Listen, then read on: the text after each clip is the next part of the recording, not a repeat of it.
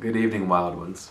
So tonight is another edition of Moonlight Marketing, and it's focused on the marketing side of things tonight. However, it's going to be kind of another doses to who I am through some of my formidable years and the really important people in my life. Some of them at least, because I've met a lot of really amazing people.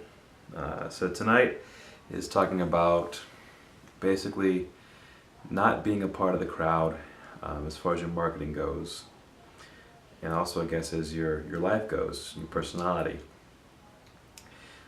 So ever since I can remember, we'd go back to Colorado. My family and I would go back to Colorado, up into the Rockies. Now this is where my dad's from, Colorado, and this is where my grandparents lived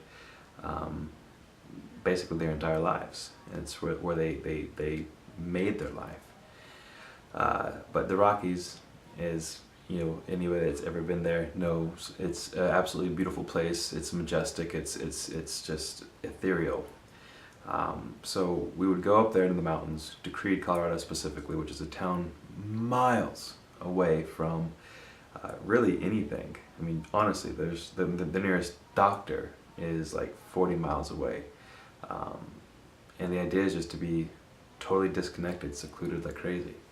And we'd go up there to fish. And really, honestly, I can't emphasize enough, the only electricity in these cabins that we would stay in would be one hanging light bulb from the living room or the kitchen. There was no living room. Cold water, you could see the sky through the ceiling. I mean, so rustic. And we'd fish all day. We'd get up before sunrise, come back with a catch, sleep a bit, and go back out. And it was the best times. And again, ever since I could remember doing that. But going into town was a tradition. It was we'd stop at this place called Rainbow Grocery, and of course they have a lot of the essential provisions, and they have your bait there. And so, growing up and being young and impressionable, I would always go to the brightest, most sparkly bullshit, basically. This stuff never caught a fish, but what it did is it caught me the attention. Their real deal is attracting the fishermen, right? And that's really what bait attracts, is the fishermen, and then maybe a fish. So that's what I went for, and my grandfather and my dad would go straight to the back of the place and open up these old dingy coolers that have been there probably since, like, I don't know, 1902. And they'd take out these styrofoam containers of good old-fashioned nightcrawler worms, right? No glitz, no glamour, packed in dirt, and that's what they got. It was super cheap. Of course, I was, by the time they had already made it back to the checkout line, I was still just arms full of this bullshit bait.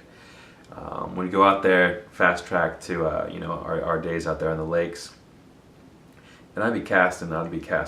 I'd send that line way out there in the middle of the lake, and I'd wait, and I'd wait, and I'd wait, and I'd wait, and my dad, using the night crawlers, would cast it way out there, and within a few minutes, normally his line was the first to bite, and he'd bring in the fish. I'm like, damn it, Dad, God, bring in the fish.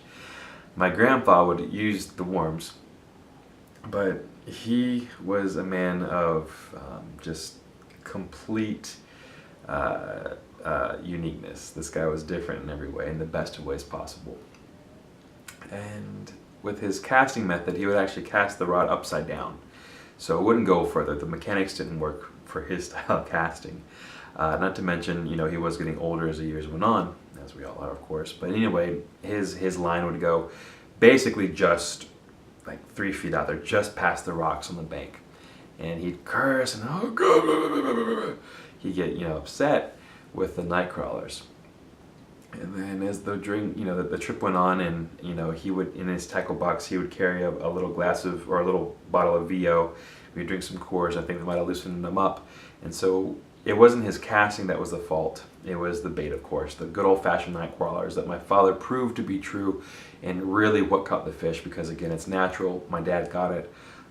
My grandfather would resort to, my grandpa, I never call him grandfather, right? It's my grandpa, resorted to alternative means of bait. And so he would take like a sweet and low pack. Not just like sprinkle whatever with sugar. He would take an entire sweet and low pack with steak and American cheese, or sometimes bologna, or sometimes a peanut butter and jelly sandwich. Just stuff that he would have at lunch, and he would put that on his hook. And I think the coolers loosened him up a bit, and so he'd get the hook, the line out there a little bit further, just a little bit, and fucking shit, he would get it. He would reel the fish in, and it blew our minds. And every year, most of the years, he was the one that was the most winning of the biggest fish trophy that we got. And we were just so blown away by it. So that's, I mean, a little bit about me. Cheers to Grandpa, I love you. Cheers to Dad. He's obviously still around. He's a lot of the reason of why I'm doing this, along with the rest of my family. But that'll be it in other videos. So cheers to them, and cheers to family and love and tradition. But the way this applies to your marketing,